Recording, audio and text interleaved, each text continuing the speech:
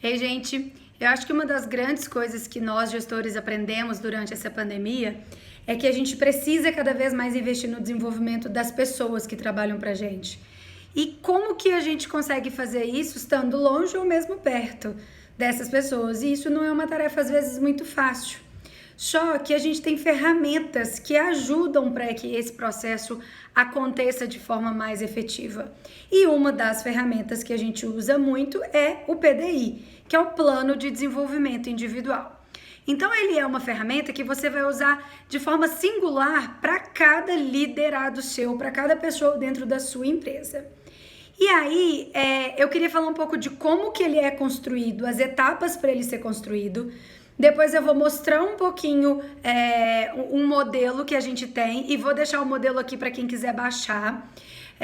E vou deixar um pronto, né? Vou mostrar um pronto para vocês verem um pouquinho de como que ele funciona na prática. Esse pronto não é um inventado, é um PDI que a gente fez junto com um cliente, tá? Então, falando um pouquinho mais, o PDI, para ele acontecer, ele é primordial que a gente tenha a estratégia da empresa muito bem definida. Claro que tem empresas que trabalham com estratégia de 5 anos, tem empresas que trabalham com estratégia de 1 ano, tem empresas que trabalham de 7, mas eu preciso dessa estratégia. Porque se eu não tenho uma estratégia muito bem definida da empresa, eu começo a trabalhar o colaborador de uma forma muito solta. Porque se eu não sei nem aonde a empresa está querendo chegar e em quanto tempo, como que eu vou efetivar o desenvolvimento dessa pessoa dentro do tempo que a empresa precisa e para que ele ajude a empresa a conquistar o que ela realmente precisa? Por isso, eu preciso muito bem de um planejamento estratégico global da empresa, primeiro para a gente começar o PDI. Então, ótimo. Passo 1, planejamento estratégico pronto. Depois que a gente faz esse planejamento estratégico, a gente começa a olhar um pouco para esse colaborador. E aí é muito interessante que a gente faça uma segunda etapa que a gente chama do assessment. Quem não souber, tem o link aí também do nosso blog. No blog a gente fala muito sobre essa técnica e principalmente as ferramentas que a gente pode usar para uma técnica como essa. Quando a gente vai para o assessment ele é uma avaliação da pessoa no momento em que ela se encontra, baseado em um objetivo. Então, ela é diferente um pouco de uma avaliação psicológica, que eu falo da pessoa como um todo, né? Na vida dela como um todo. O assessment, ele tem um objetivo. Então, eu vou avaliar aquela pessoa porque a definição estratégica da minha empresa é crescer em vendas em 50% nos próximos 3 anos. Bom, eu vou avaliar essa pessoa neste momento da empresa como ela tá. Primeira coisa, que é o assessment. E aí a gente vai avaliar ela comportamentalmente. E aí como que essa avaliação é feita? Vai depender, né, do objetivo, da estratégia que a gente tem, mas a gente vai usar técnicas de testes comportamentais, às vezes pode usar o psicológico, até dinâmicas, dependendo, a gente pode usar. A gente pode usar de avaliação 360, que na verdade são as pessoas, os pares, os subordinados, se ela tiver, os líderes dela avaliando essa pessoa. E na hora que eu tenho o assessment, eu tenho um mapeamento do perfil comportamental desse colaborador. Então, a gente tem a estratégia definida do negócio e depois a gente faz o assessment. Lembrando que qualquer dúvida sobre o assessment é só vocês colocarem aí no link do nosso blog, porque a gente falou sobre essa técnica há menos de 15 dias. E aí, gente, agora a gente tem um alinhamento de quem é esse profissional, que é essa segunda etapa, que é o assessment. Então, o objetivo do assessment é fazer um alinhamento desse profissional. Feito o alinhamento, a gente vai para a terceira etapa, que é a etapa de mapeamento de competências. O que é? A gente vai pegar o assessment e vai colocar quais as competências que a gente avaliou, né, baseado na estratégia do meu negócio, as competências que eu avaliei daquele profissional, e eu vou mapear quais são fortes, quais são fracas, em que momento que essas competências estão. Você pode colocar números, né, de 1 a 10, 1 a 5. Normalmente as empresas gostam de trabalhar com números menores, mas tem empresas que gostam de trabalhar maior. Então eu vou mapear a comunicação assertiva e eu vou mapear qual o número que ela tá, entre força e fraqueza. Aquilo que é muita fraqueza, a gente vai mais ou menos ali para nota 1, 2, dependendo do grau que você está usando.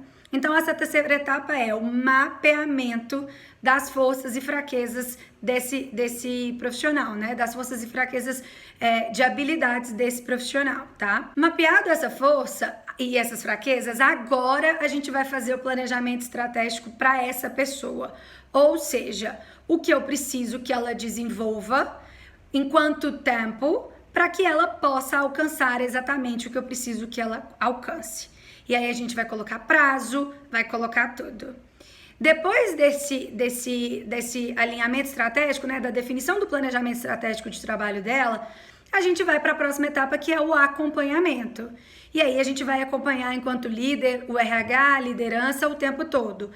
A pessoa está seguindo? Está chegando cada vez mais? Está longe? O que está acontecendo? Se ela está cada vez mais avançando e está dando certo, ótimo. Vamos sempre trabalhar em melhorias contínuas.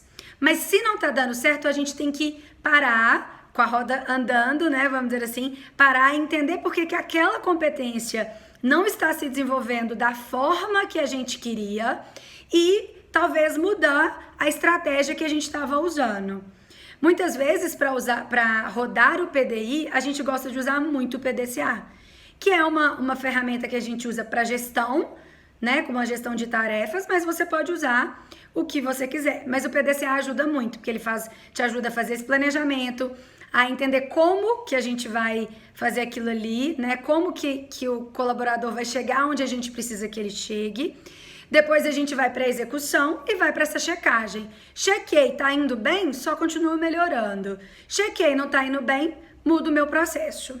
Então, basicamente, são essas etapas, tá? Eu faço uma definição estratégica do negócio, eu faço um assessment, que é para um alinhamento comportamental do meu colaborador na empresa. Depois disso, eu faço mapeamento de forças e fraquezas, mapeamento de competências. Depois, eu faço planejamento do PDI. Usem a técnica PDCA ou podem usar outra para desenvolver esse planejamento. E aí, a gente vai fazer o acompanhamento. Então, basicamente, é isso. E agora eu vou mostrar para vocês o passo a passo como é que a gente faz isso, tá? E aí, gente, esse é o modelinho básico do PDI que a gente usa, mas você pode criar o da sua empresa.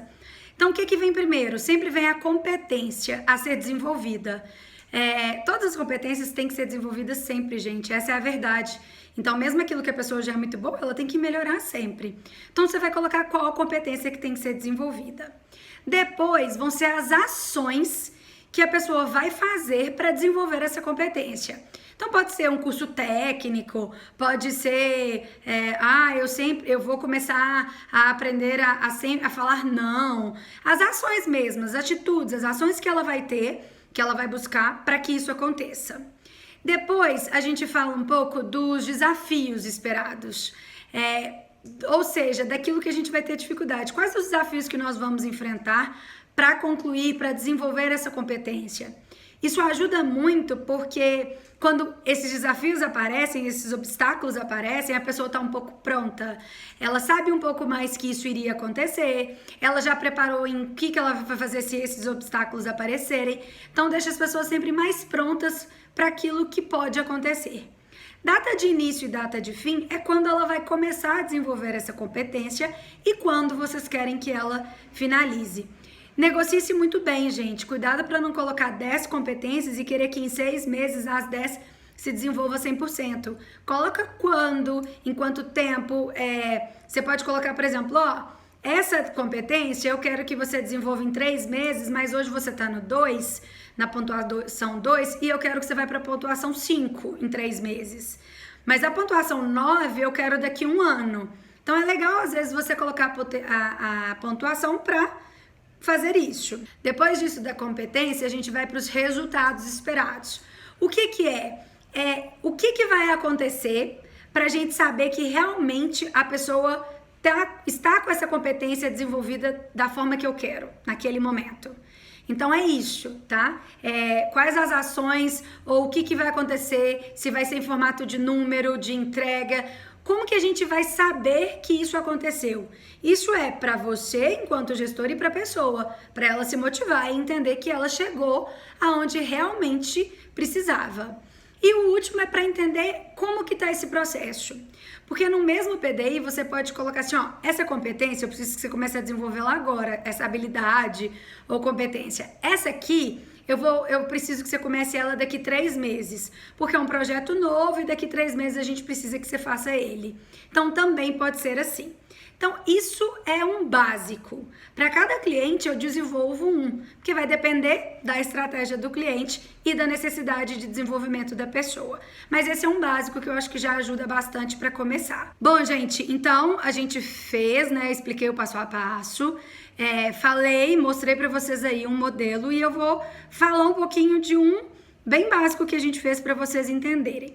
Então, vamos lá. Só para vocês entenderem, essa pessoa, ela é uma engenheira júnior e ela está se desenvolvendo para virar uma engenheira plena.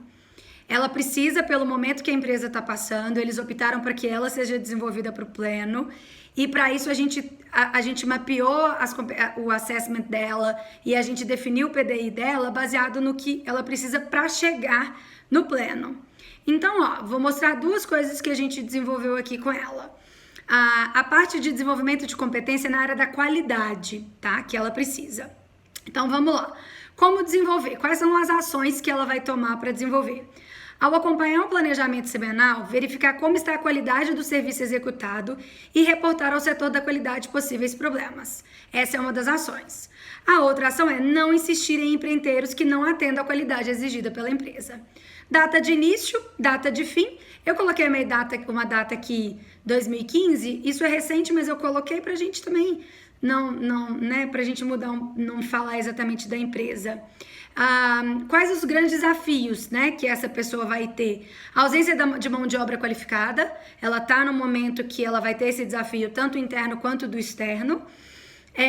E os resultados esperados. Ou seja, o que vai acontecer para falar que ela realmente chegou aonde precisa. Aumentar o índice de qualidade da obra. E esse momento é o andamento. Aqui, gente, é o setor da qualidade. Mas vamos para um outro aqui, ó, que é o gerenciamento do almoxarifado. Vocês poderiam, por exemplo, colocar a nota. Então, ela está em nível 3 e ela precisa de chegar no nível 5 para ser pleno. Mas eu quero que daqui 3 meses ela vá para nível 4. Ou não, eu quero que em 6 meses ela vire nível 5. Então, se vocês conseguirem colocar as pontuações, é bem legal. Nesse caso, a gente não conseguiu porque a empresa não tem essas pontuações bem pré-definidas. Então, ó, gerenciamento do almoxarifado. Quais são as ações que ela precisa fazer? Mutirão para organização e identificação do almoxarifado, juntar todo mundo para fazer isso. Verificar estoque antes de iniciar as atividades, ou seja, todos os dias ela tem que começar a fazer isso. Comunicar ao almoxarifado e ao supply quando o estoque estiver baixo. E comunicar ao almoxarifado quando o estoque estiver desorganizado e sem identificação. E sempre que possível ajudá-los a resolver o problema. São as ações que ela precisa. As datas de início e de fim.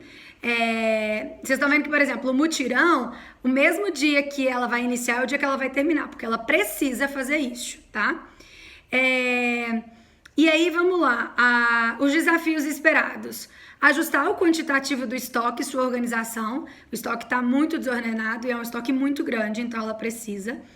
E qual que o que vai acontecer para dizer que ela realmente alcançou isso? Possuir controle dos materiais estocados e evitar desperdício de materiais. Quando ela tiver totalmente o controle, e isso, gente, vai basear em indicadores e tudo mais, vai mostrar que ela realmente alcançou o que ela precisa, tá? Bom, gente, é isso. Espero que tenha ajudado vocês. Esse PDI aqui é muito básico. Normalmente a gente usa muitos números, a gente usa indicadores, mas aqui ele é muito básico porque indicador e número é de cada cliente. Então, esse foi básico, mas para vocês entenderem como vai ser feito. Vai ficar aí, então, no link para vocês baixarem o nosso PDI e qualquer dúvida que tiver, deixa aí a sua pergunta que a gente responde. Um abraço e até a próxima!